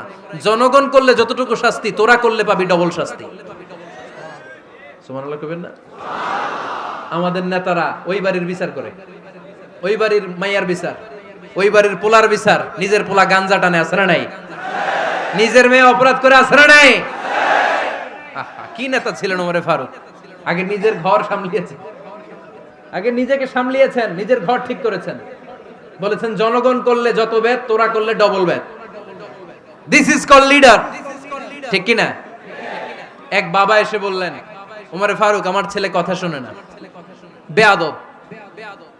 ওমর ফারুক ছেলেরে ডাকলেন, বাবা তুমি তোমার আব্বাজানের কথা শোনো না, এটা তো কবিরা গুনাহ। ছেলে বলে, ওমর ফারুক সব দায় দায়িত্ব আল্লাহ ছেলে মেয়েদেরকে দিয়েছে, বাবা মাকে কোনো দায়িত্ব দেয় নাই। ওমর ফারুক বললেন, অবশ্যই দায়িত্ব দিয়েছে। তাহলে বলেন আমার বাবার দায়িত্ব কি? উনি বললেন, প্রাইমারিলি প্রথমত 3 দায়িত্ব। আইয়ানতাকিয়া উম্মাহ, পৃথিবীর প্রতিটি বাবার উচিত ছেলেদের মেয়েদের জন্য ভালো মায়ের ব্যবস্থা করা। 2 নম্বরে আইয়ুহসিনা ইসমা, সুন্দর তার একটা নাম রেখে দেয়া। 3 নাম্বার ইউআল্লিমাহুল কিতাব, তার আল্লাহর কিতাব শিক্ষা দেওয়া। এবার ছেলেকে আমার আব্বা 3টার একটাও করে নাই। এবার ওমর ফারুক রেগে গেলেন, বাবার কাঁধে ধরলেন, বললেন তুই ছেলের জন্য বিচার নিয়ে আসলি, তোর 3টা দায়িত্বের একটাও তুই পালন করিস নাই। ছেলে বলে, আমিরুল মুমিনিন, আমার মা নর্তকী, আমার মা মাজুসি, আমার মায়ের মধ্যে কোনো আদব কাদব নাই, সুন্দরী দেখে আমার মারে বাবা বিয়ে করছে, আমার মায়ের কাছ থেকে জীবনে কিছু শিখি নাই। 2 নাম্বার সাম্মানি খানফাসা, আমার বাবা আমার নাম রেখেছে চামচিকা। কি নাম রাখছে? এটা নাম হইলো একটা? এরকম উল্টাপাল্টা নাম আছে না নাই? না, এগুলো রাখবেন না। আব্দুল্লাহ রাখবেন, আব্দুর রহমান রাখবেন। আরেকটা কি বলছি আজকে? হুযায়ফা রেখে দিয়েন, পারবেন? ওয়ালাম ইউআল্লিমনি হারফাম মিন কিতাবিল্লাহ, আমিরুল মুমিনিন। শুধু তাই না, আল্লাহর কোরআনের একটা অক্ষর আমার বাবা কোনোদিন আমারে শিক্ষা দেয় নাই। ওমর ফারুক রেগে গেলেন, এবার বাপের কান্দে ধইরা মারতে শুরু করলেন। তুই পোলার নামে বিচার নিয়ে আইছিস, তোরে মার দিমু আগে। এরকম নেতার দরকার আছে না নাই? মদিনায় এক লোক তার বউরে রাগের চোটে 100 তালাক দিয়ে ফেলছে। কয় তালাক দেয়ার নিয়ম কয়টা? দিছে কয়টা? এবার স্ত্রী কাঁদতে কাঁদতে এসে বলে, আমিরুল মুমিনিন দেখেন, আমার স্বামী আমারে রেগে মেগে 100 তালাক দিছে। ওমর ফারুক বললেন, দইরা নিয়ে এটারে। নিয়ে আসা হলো। ওমর ফারুক বললেন, কয়টা তালাক দিয়েছো? কয় 100টা। কেন দিছো? কয় মাথা গরম আছিল। এরকম আছে না? তালাক দেওয়ার সময় সব তালাক, তুই তালাক, তোর মা তালাক, তোর বোন তালাক, সব তালাক। তালাক দিবে ওয়াইফ রে, দিতেছে সবাই রে। তো ওমর ফারুক বললেন, দিবে 3টা, 100টা দিলা কেন? কয় মেজাজ গরম ছিল। কয় দাঁড়া, আত-তালাকু মিন শাআইরিল্লাহ, তালাক হচ্ছে আল্লাহর দেয়া বিধানের একটা নিদর্শন। এটা নিয়ে তুই খামখেয়ালি করলি। আমার রায় শোন, আমার রায় হচ্ছে 3 তালাকে তোর বউ তালাক, বাকি 97 তালাক তোর পিঠের উপরে পড়বে। এরকম বিচারের দরকার আছে না নাই? এরকম দৃষ্টান্তমূলক বিচার যদি বাংলার জমিনে দেয়া হতো, আর কোন নারী ধর্ষিতা হতো, আর কোন নারীকে অ্যাসিড মারা হতো, আর কোন নারী যৌতুকের জন্য কান্না করত, একটা আমল লাগবে, বেশি না। কয়টা লাগবে? তিনি গভর্নর সিস্টেম চালু করেছিলেন। Governor system, Islamic state. Bahrain, Yemen, মিসর, কুফা, বসরা, মক্কা, মদিনা, এই 7 জায়গায় 7 জন গভর্নর পাঠিয়েছেন। তাদের থেকে তথ্য নিতেন। এই গভর্নর সিস্টেম উনি বানিয়েছেন। সাইয়েদনা আমর ইবনে আল-আস রাদিয়াল্লাহু তাআলা আনহুকে পাঠিয়েছেন মিশরে। মিশরে একটা দৌড় প্রতিযোগিতা হতো। ওই দৌড় প্রতিযোগিতায় আমর ইবনে আল-আস রাদিয়াল্লাহু তাআলা আনহুর ছেলে অংশগ্রহণ করেছে। কিন্তু এক মিশরি ওই দৌড় প্রতিযোগিতায় চ্যাম্পিয়ন হয়ে গেছে। রানার্স আপ হয়েছে আমর ইবনে আল-আসের ছেলে। এবার মিশরি ফার্স্ট আর গভর্নরের ছেলে সেকেন্ড। রাগের চোটে আমর ইবনে আল-আসের ছেলে ওই মিশরির মাথার মধ্যে কয়েকটা বাড়ি মেরেছে। মিশরি বলে, আমার মারলা কেন? তুমি খেলায় পারো না, আমারে মারলা কেন? কয়, আনা ইবনুল আকরামিন, আমি গভর্নরের পোলা, আমি যা বলবো এটাই হবে, আমার উপরে কথা নাই। মিশরি ওইখানে আর ঝগড়া বাঁধায় নাই, মনে দুঃখ নিয়ে মদিনায় চলে আসলেন। এসে বললেন, আমিরুল মুমিনিন, আপনি আমর ইবনুল আস রাদিয়াল্লাহু তাআলা আনহুকে মিশরের গভর্নর বানিয়ে পাঠিয়েছেন। একটা প্রতিযোগিতায় আমি চ্যাম্পিয়ন হয়েছি, ওনার ছেলে হয়েছে রানার আপ। কেন সে চ্যাম্পিয়ন হতে পারে নাই? এই কারণে আমার মাথায় লাঠি দিয়ে 3টা বাড়ি মেরে। বিচারটা দিছে কার দরবারে? কথা বুঝেন নাই বোধহয়?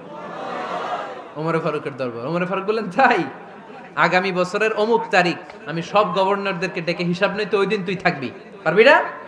মিশরে বলে, পারবো মানে অবশ্যই পারবো। ওই দিন 7 রাজ্য থেকে 7 গভর্নর হাজির, গভর্নরদের ছেলেরাও হাজির, মিশরীয় হাজির। 7 গভর্নরের কাছ থেকে 7 এলাকার খোঁজ খবর নেয়ার পরে ওমরে ফারুক বললেন, আইন আল মিসরি, মিশরি লোকটা কই, এদিকে আয়। মিশরি সামনে আসার পরে বলল, আমর ইবনুল আস, তুমি মিশরের গভর্নর, তোমার ছেলে সহ তুমি আসো। আমর ইবনুল আস এসে সামনে বসে রইলেন। এবার বললেন, ও আমর ইবনুল আসের ছেলে, তুমি নাকি ইবনুল আকরামিন গভর্নরের ছেলে, তুমি যা বলবা মিশরে নাকি তাই হবে, তোমার নাকি অনেক দাপট। নিজে একটা লাঠি এনে মিশরীর হাতে দিয়ে বলল, এবার তোর মাথায় যতটা মারছে তুই ততটা গুনে গুনে মার, আমি দেখবো। আমর ইবনুল আস দেখবে, আমর ইবনুল আসের ছেলেরে তুই এখানে মার। সে বলতেছে, থাক, আপনি বলছেন এতেই যথেষ্ট, মারা লাগবে না, আমি মাফ করে দিলাম। ওমরে ফারুক বলল, খবরদার, মার, মার ওর মাথার মধ্যে। মিশরি ওমরে ফারুকের ধমক শুনে ভয়ে ভয়ে 3টা বাড়ি মারল। এই বাড়ি মারা দেখেও ওমরে ফারুকের হৃদয় ঠান্ডা হয় নাই। লজ্জায় আমর ইবনুল আস, বয়স হয়ে গিয়েছে সাহাবা, মাথা তখন টাক, মাথায় চুল নাই, লজ্জায় মাথাটা হেট হয়ে মাথাটা নিচু করে রেখেছে। এবার রাগের চোটে ওমরে ফারুক বললেন, এবার আমর ইবনুল আসের টাক মাথার মধ্যে একটা মার, মার। কেন ছেলেকে শিক্ষা দিতে পারে নাই? ইয়া আমর ইবনুল আস, মাতা জাআলতুমুন নাস আবিদা, তোমরা কখন মিশরীদেরকে নিজেদের দাস বানায় নিলা? ওয়াকাদ ওয়ালাদাতুহুম উম্মুহুম আহরারা, আর ওদের মায়েরা তো ওদেরকে স্বাধীন সন্তান হিসেবে প্রসব করেছে। মানুষদের উপর ক্ষমতাগিরি করার জন্য গভর্নর পাঠাই নাই। খবরদার, জনগণ তাদেরকে দেখভাল করার জন্য তোমাদেরকে পাঠানো হয়েছে, তাদের উপর কোনো অত্যাচার করার জন্য নয়। চিল্লায় বলেন ঠিক কি না? এরকম নেতা কয়টা লাগবে? কয়টা? ওই নেতার নাম কি? ওমর, হা হুয়া ইয়াতি ওমর। 22 জায়গায় বিশ্বনবী কয় একটা, ওমরে ফারুক বলে আরেকটা। আল্লাহ বলে, বিশ্বনবী আপনার পক্ষে আমি আয়াত নাজিল করতে পারলাম না, আমি ওমরের পক্ষে নাজিল করে দিলাম। বিশ্বনবী বলতেন, ইন্নালি কুল্লি উম্মাতিন মুহাদ্দাস, সব উম্মতের মধ্যে, সব নবীর উম্মতের মধ্য থেকে একজন করে আল্লাহ তাকে মুহাদ্দিস বানাতো। মুহাদ্দিস না, মুহাদ্দাস। মুহাদ্দাস মানে এমন লোক যিনি যা ভাবতো ওই ভাবনাটাই আল্লাহ আয়াত হিসেবে নাজিল করে দিতেন। বিশ্বনবী বলেন, আমার উম্মতের মধ্যে মুহাদ্দাস হচ্ছে সাইয়েদনা ওমর। মদিনার সবচেয়ে বড় মুনাফিকের নাম আব্দুল্লাহ ইবনে উবাই ইবনে সালুল, সব মুনাফিকদের সরদার। কিন্তু এই মুনাফিকের ছেলেটা হলো পাক্কা ইমানদার। এই ছেলের নাম হলো আব্দুল্লাহ। আওয়াজ করে বলেন, ছেলের নাম কি? আব্দুল্লাহ ইবনে উবাই ইবনে সালুল। মুনাফিক সরদার যখন ইন্তেকাল করলো, সাইয়েদনা আব্দুল্লাহ রাদিয়াল্লাহু তাআলা আনহু বিশ্বনবীর কাছে এসে চোখের পানি ছেড়ে ডেকে বলে, নবী আপনিও জানেন আমিও জানি, মদিনার সবাই জানে আমার আব্বা মুনাফিকদের সরদার, কিন্তু আমার মন তো মানে না, আমার তো পিতা, আমার তো বাবা লাগে, আমার তো মন মানে না। আপনিও জানেন মুনাফিক, আমিও জানি মুনাফিক। নবী আপনার দরবারে কিছু আমি চাই না, আপনার গায়ের একটা জামা দেন, আপনার জামাটা পরিয়ে আমার বাবারে দাফন দিব। এর উসিলায় যদি আমার আব্বারে আল্লাহ মাফ করে দেয়, দয়ার নবী মায়ের নবী জামা খুলে দিয়ে দিলেন। পড়েন সুবহানাল্লাহ। আব্দুল্লাহ রাদিয়াল্লাহু তাআলা আবার আবদার চললেন, নবী জানি আমার বাবা মুনাফিক, কিন্তু আমার তো বাবা, আপনার দরবারে ফরিয়াদ, আপনি নিজে যে আমার বাবার জানাজার নামাজের ইমামতি করবেন। দয়ার নবী মায়ার নবী জানাজার নামাজে যেতে চাইলেন। ওমরে ফারুক বললেন, নবী না, খবরদার আপনি উবাই ইবনে সালুলের জানাজায় যাবেন না। বিশ্বনবী জোর করে যেতে চাইলেন।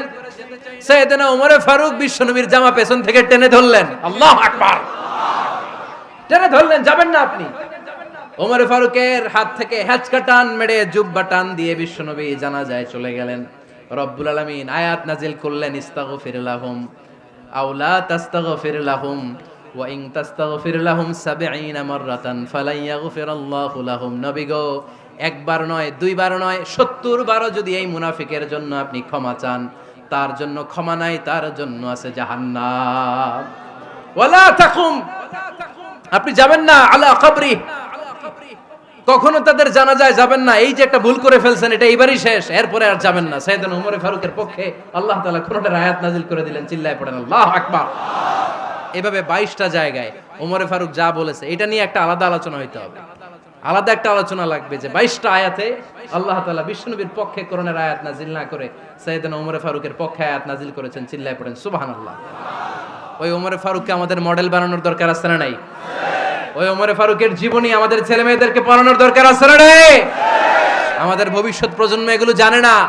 ওরা সালমান খান দেখে বড় হয়, ওরা শাহরুখ খান দেখে বড় হয়, ওরা ঋত্বিক রোশনকে দেখে বড় হয়।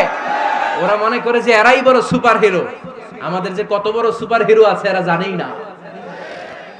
নতুন প্রজন্মের কর্ণকোহরে সাইয়েদনা ওমর ফারুকের ইতিহাস পৌঁছে দেওয়ার দরকার আছে না নাই? ওমর ফারুকের ইন্তেকালের ঘটনাটা বলেই আমরা মুনাজাতের দিকে যাব। শুনবেন? শুনতে চান? উনি স্বপ্নে দেখলেন একটা লাল মোরগ ওনাকে 3টা ঠোকর মেরেছে। কয়টা? উনি জুমার নামাজে, জিলহজ মাসের শেষ সপ্তাহে জুমার নামাজে বললেন যে একটা লাল মোরগ 3টা ঠোকর মেরেছে। মুগীরা ইবনে শুবা রাদিয়াল্লাহু তাআলা আনহুর দাস আবু লুলু আল মাজুসি, এই লোকটা খঞ্জর বানাতে পারতো। মুগীরা রাদিয়াল্লাহু তাআলা আনহুর দাস। মুগীরা প্রতিদিন 4 দিরহাম করে চার্জ করতো, যেহেতু দাস। সে এসে বিচার দিল, আমিরুল মুমিনিন, মুগীরা আমার থেকে বেশি টাকা চায়, জুলুম করে। ওমর ফারুক বললেন, তাই? তুমি কি কাজ জানো? বলে, আমি খঞ্জর বানাতে জানি। বাড়ি কই? পারস্য। আরে তুমি খঞ্জর বানাতে জানলে তো 4 দিরহাম অনেক কম, সে তো আরো বেশি টাকা নেওয়া দরকার ছিল তোমার থেকে। আবু লুলুর এই কথা পছন্দ হয় নাই। সে কয়, ওমর তুমি সবারে দয়া দেখাও, আর আমার ক্ষেত্রে কঠিন নিয়ম বানাইলা, দাঁড়াও এই নিয়ম তোমারে আমি দেখাবো। এই রাগে সে বাড়িতে যে একটা খঞ্জর বানালো। কি বানালো? খঞ্জর চিনেন? ছোট্ট ছুরি। কিছুদিন আগে ওমানের সুলতান কাবুস ইন্তেকাল করেছে, জানেন আপনারা? ওনার এই কোমরের মধ্যে খঞ্জর থাকতো, ছবিতে দেখছেন? আরব শায়েখ যারা সুলতান আমির, কোমরে কি থাকে? ছোরা থাকে, খঞ্জর। সে বাসায় যে একটা খঞ্জর বানালো, যেই খঞ্জরের 2 মাথা, লাহু রাসান ওয়া মাকবাদাতুহু ফি ওয়াসাতি, আর ধরার হ্যান্ডেলটা মাঝখানে, এদিকেও ছুরি এদিকেও ছুরি, যাতে এইভাবে মারা যায়। সে ধার দিতে লাগলো আর বলল, ওমর দাঁড়াও, তোমারে আমি দেখাবো। ওমরে ফারুক মসজিদে নববীর ইমাম, ফজরের নামাজের সময় এ আবু লুলু আল মাজুসি বুরনুস পরে, চাদর পরে, লুকিয়ে লুকিয়ে, সে অগ্নি উপাসক, মুমিন নয়, ওমরে ফারুককে অ্যাটাক করার জন্য গেলেন মসজিদে নববীতে। ওয়াকানু ইউসাল্লুনা বিগালাস, তখন ওনারা অন্ধকারে নামাজ পড়তো। নামাজের সময় যখন হলো, লুকিয়ে লুকিয়ে প্রথম কাতারে ওমরে ফারুকের পিছনে মুয়াজ্জিনের পাশেই দাঁড়ালেন, হাতে খঞ্জর, একামত হলো। ওমরে ফারুক সালাত শুরু করলেন, ফজরের সালাত, আল্লাহু আকবার, নামাজ শুরু করলেন, সূরা ফাতিহা বললেন। আরেকটা সূরা যখন পড়তে যাবেন, in the meantime Abu Lulu এই খঞ্জর নিয়ে ওমরে ফারুকের বুকের মধ্যে 3টা স্টেবিং করলেন। একটা মারলেন নাভির নিচে, মারার সাথে সাথে পাকস্থলী কেটে গেল। আরেকটা মারলেন পাজরে, পাজর ছিঁড়ে গেল। 3টা মারার পরে ওমরে ফারুক বললেন, কাতালানি আল কাল, এক কুকুর আমাকে মেরে ফেলেছে। পেছন থেকে এক সাহাবীকে টান মেরে সামনের দিকে নিয়ে গেলেন, তুমি নামাজের ইমামতি করাও। আর ওমরে ফারুককে বাকিরা ধরাধরি করে পেছনে নিতে আরম্ভ করলেন। আর এই আত্মাই আক্রমণ যে করেছে, সে কাতারের মাঝখান দিয়ে যেতে আরম্ভ করলো আর 2 দিকে ছুরি মারতে আরম্ভ করলো। 13 জন সাহাবীর গায়ে ছুরি মেরেছে, 7 জন সাহাবা স্পট ডেথ, জায়গায় মৃত্যু। এই ভয়ঙ্কর অবস্থা দেখে এক সাহাবী বুরনুস, এক ধরনের জুব্বা আছে মাথাওয়ালা, অনেকে জ্যাকেট পরছেন না এরকম মাথাওয়ালা, লম্বা জুব্বা আছে, আরবরা শীতে পড়ে মাথাওয়ালা, এই মাথাওয়ালা জুব্বা বের করে এক সাহাবী জালের মতো তার দিকে উড়ায় মারলো। ওই বুরনুসের মধ্যে পেঁচিয়ে আবু লুলু মাটিতে পড়ে গেল আর সুইসাইড করে ফেললো, নিজের বুকে নিজে মেরে আত্মহত্যা। যেই সাহাবীকে ইমামতির জন্য দাঁড় করালেন, উনি ছোট্ট সূরা দিয়ে, প্রথম রাকাতে সূরা আল কাউসার, দ্বিতীয় রাকাতে সূরাতুল ইখলাস দিয়ে নামাজ শেষ। ওমরে ফারুক বেহুশ। ওমরে ফারুক কি? বেহুশ। সবাই কান্নাকাটি করতেছে, সবাই দেখতে গেলেন, এখন হুঁশ ফিরে না। মুখের মধ্যে, মুখ খুলে রাষ্ট্রের চিকিৎসক মুখের মধ্যে দুধ দিলেন, ওই নাভি দিয়ে দুধ বের হয়ে যায়, পাকস্থলী কেটে ওখান দিয়ে দুধ বের হয়ে যাচ্ছে। তারা বলল, ওনারে বাঁচানো সম্ভব না, দেখেন হুঁশ ফিরে কিনা। হুঁশ ফিরলে ওনার পরে কে আমির হবে, উনি যেন প্যানেল ঠিক করে দিয়ে যায়। সবাই তাকিয়েছে ওমরে ফারুকের চোখের দিকে। আল্লাহর মেহেরবানিতে ঘন্টা খানিক পরে উনি চোখ খুললেন। চোখ খোলার পরেই বলেন নাই, ও মা আমি মরে যাই। চোখ খোলার পরে উনি বলেন নাই, কে মারলো আমারে। চোখ খোলার পরে উনি বলেন নাই, আমার পরে নেতা কে হবে। চোখ খোলার পরে সর্বপ্রথম কথাটি ছিল, আসল্লান নাস, আমার নেতৃত্বে যে ফজরের নামাজটা শুরু হয়েছিল, এটাকে ঠিকমতো তোরা পড়েছিলি? আমার নেতৃত্বে যে ফজরের জামাত শুরু হয়েছিল, সেটা ঠিকঠাক মতো সমাপ্ত হয়েছিল কিনা আগে বল। আসল্লান নাস, নামাজটা হয়েছে কিনা বল। সুবহানাল্লাহ কইতে পারলেন না? This is Omar, hour super hero. নেতা অনেকগুলো লাগে না, এরকম নেতা একটাই যথেষ্ট, যে গোটা বিশ্বকে কাঁপায় দিতে পারে। চিল্লায় বলো ঠিক কিনা? আমরা চাই আমাদের ছেলেগুলো ওমরে ফারুকের মতো বড় হোক। আমরা চাই আমাদের ছেলে মেয়েগুলো খাব্বাব, খুবাইব, সাইয়েদনা আলী, উসমান, আবু বকর রাদিয়াল্লাহু তাআলা আনহুর অনুসরণে বড় হোক, ঠিক কিনা? আমরা একটা ওমর চাই, যিনি আমাদেরকে সালাতের শিক্ষা দিয়ে গিয়েছেন, ইন্তেকালের আগে বলেছেন সাল্লান নাস। এজন্য আমরা যেন নামাজ কখনো নষ্ট না করি। আল্লাহর জমিনে দিন বাস্তবায়ন, আসাদ্দুহুম ফি আমরিল্লাহি ওমর। ওমর রাদিয়াল্লাহু তাআলা আনহুর মতো এত কঠোর কেউ ছিলেন না। তাই দিন বাস্তবায়নে আমরা যেন কাউরে ছাড় না দেই। সবার আগে আল্লাহর দিন, সবার আগে আল্লাহর কোরআন, সবার আগে আমার ইসলাম, ঠিক কিনা? চাইলেই কেউ এদেশ থেকে ইসলামরে মিটাই দিতে পারবে না। যে দেশে আল্লাহু আকবার ধ্বনির সাথে সাথে সূর্য উঠে যায়, আল্লাহু আকবার ধ্বনির সাথে সাথে সূর্য ডুবে যায়, সে দেশে আর কিছু থাকবে না থাক, আমার ইসলাম থাকবেই। আর কিছু থাকবে না থাক, আমার কোরআন থাকবেই। সে ইসলামের সাথে থাকতে রাজি আছেন তো? কোরআনের সাথে থাকতে রাজি আছেন তো?